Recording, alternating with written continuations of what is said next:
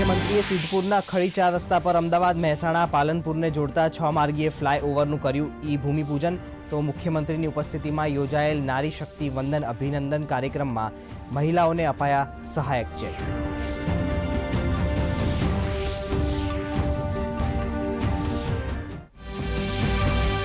લોકસભા ચૂંટણી પહેલા કોંગ્રેસમાં ભૂકંપ અર્જુન મોઢવાડિયા બાદ જૂનાગઢના માણાવદરના એમએલએ અરવિંદ લાડાણીએ પણ આપ્યું રાજીનામું તો કોંગ્રેસમાંથી રાજીનામું આપી ચૂકેલા કનુ કલસરિયા ભાજપમાં જોડાય તેવી અટકળો। ગુજરાત પ્રદેશ ભાજપ અધ્યક્ષ સી આર પાટીલે કનુભાઈની સાથે કરી બેઠક।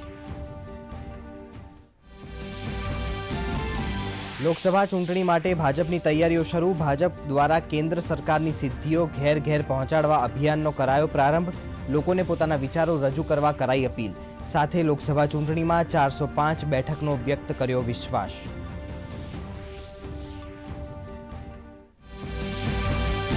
પ્રધાનમંત્રીએ બિહારના બેતિયાથી 13,000 કરોડ રૂપિયાની વિકાસ પરિયોજનાઓનું કર્યું ઉદ્ઘાટન અને ભૂમિપૂજન। પ્રધાનમંત્રીએ પરિવારવાદ પર કટાક્ષ કરતા કહ્યું, બિહારમાં જંગલરાજ લાવવાવાળા પરિવાર યુવાનોના ગુનેગાર।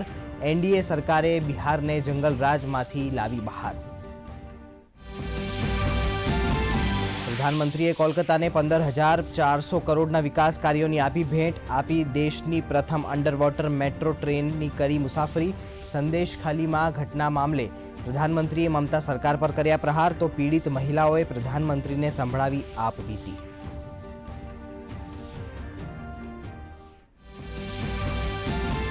રાષ્ટ્રપતિ દ્રૌપદી મુર્મુ આજે સંગીત નાટક અકાદમી પુરસ્કારમાં પ્રસિદ્ધ કલાકારોને વર્ષ 2022-23 માટે અર્પણ કર્યા પુરસ્કાર। ગુજરાતના જયંતિ શર્મા અને મગન શર્માને લોકવાદ્ય નિર્માણમાં યોગદાન માટે કરાયા પુરસ્કૃત। 7 પ્રતિષ્ઠિત કલાકારોને અકાદમી રત્નથી કરાયા સન્માનિત।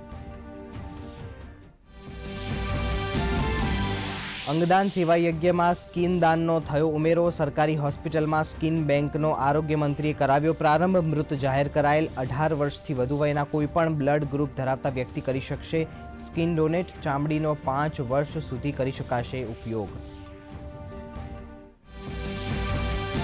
લક્ષદ્વીપમાં નવા બેઝ પર આઈએનએસ જટાયુ તૈનાત કરતા હિન્દ મહાસાગરમાં વધશે ભારતનું વર્ચસ્વ। વિરોધીઓની ગતિવિધિઓ પર રહેશે બાજ નજર। કવરટ્ટી ખાતે આઈએનએસ ટાપુ રક્ષક બાદ લક્ષદ્વીપમાં આઈએનએસ જટાયુ ભારતનું બીજું નેવલ બેઝ।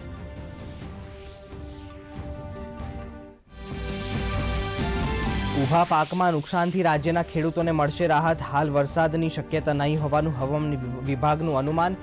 મે મહિનામાં તાપમાન રહેશે સૂકું। 3 દિવસ બાદ તાપમાનમાં 2 થી 3 ડિગ્રીનો થશે વધારો।